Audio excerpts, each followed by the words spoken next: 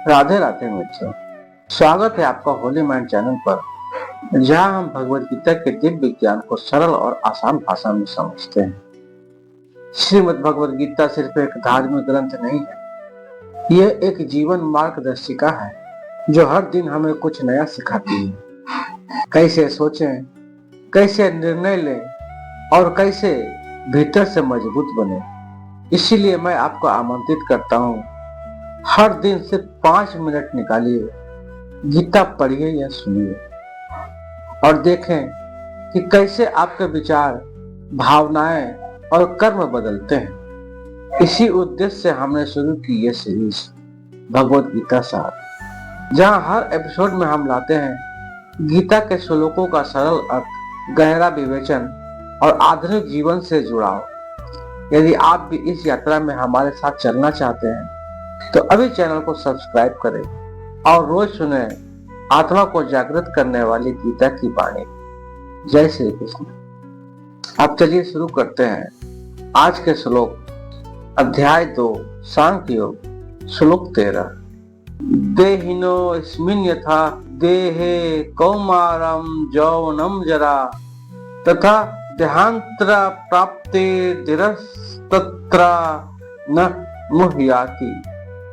अर्थात जिस प्रकार शरीरधारी आत्मा इस शरीर में बाल्या अवस्था से तरुणावस्था में और फिर वृद्धावस्था में निरंतर अग्रसर होता रहता है, उसी प्रकार मृत्यु होने पर आत्मा दूसरे शरीर में चला जाता है। धीर व्यक्ति ऐसे परिवर्तन के मोह को प्राप्त नहीं होता। मित्रों, प्रत्येक जीव एक व्यष्टि आत्मा है। वह प्रति क्षण अपना शरीर बदलता रहता है, कभी बालक के रूप में, कभी युवा तथा कभी वृद्ध पुरुष के रूप में।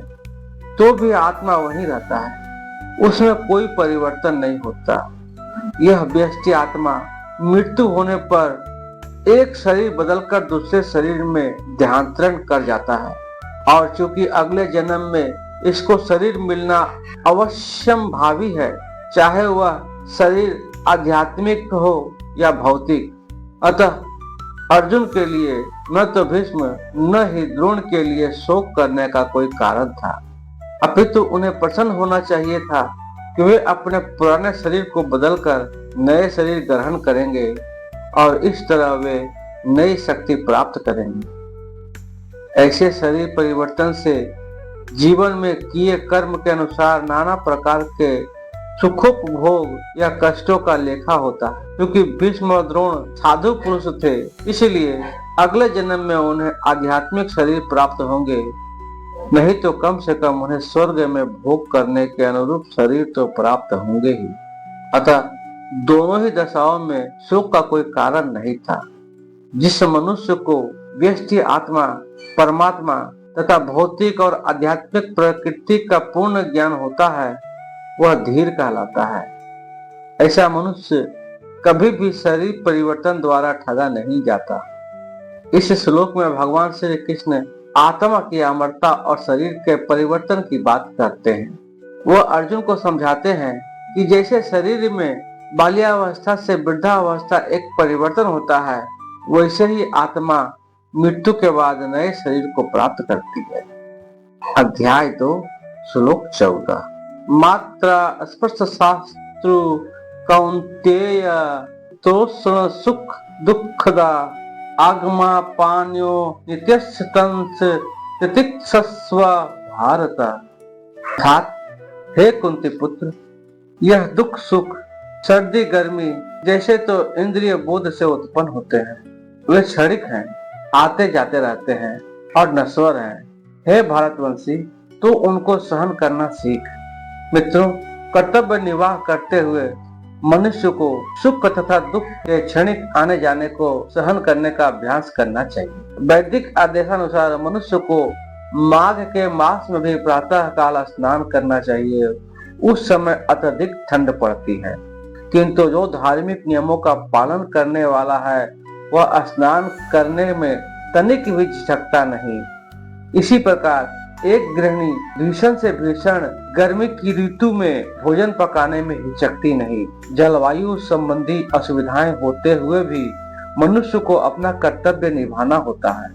इसी प्रकार युद्ध करना क्षत्रियों का धर्म है, तब उसे अपने किसी मित्र या परिजन से भी युद्ध करना पड़े तो उसे अपने धर्म से विचलित नहीं होना चाहिए।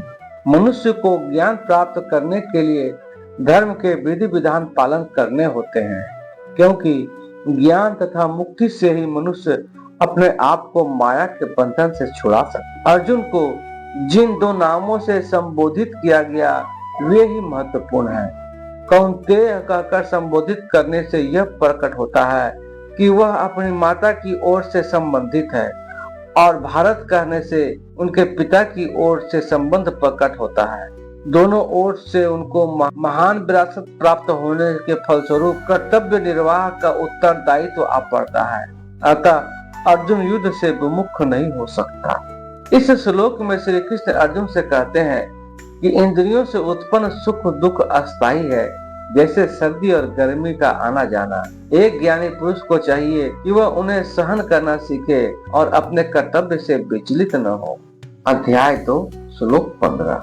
यम ही न बध्यन्ते पुरुषर सभा सम दुख सुखम धीरम तो मृतत्वाय कल्पते।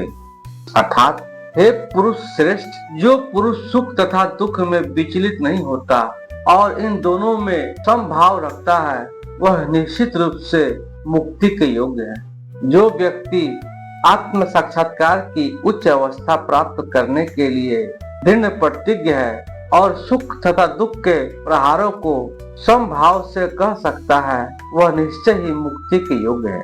सनातन धर्म में चौथी अवस्था अर्थात संन्यास आश्रम कष्ट साध्य अवस्था है, किंतु जो अपने जीवन को सचमुच पूर्ण बनाना चाहता है वह समस्त कठिनाइयों के होते हुए भी संन्यास आश्रम अवश्य ग्रहण करता है।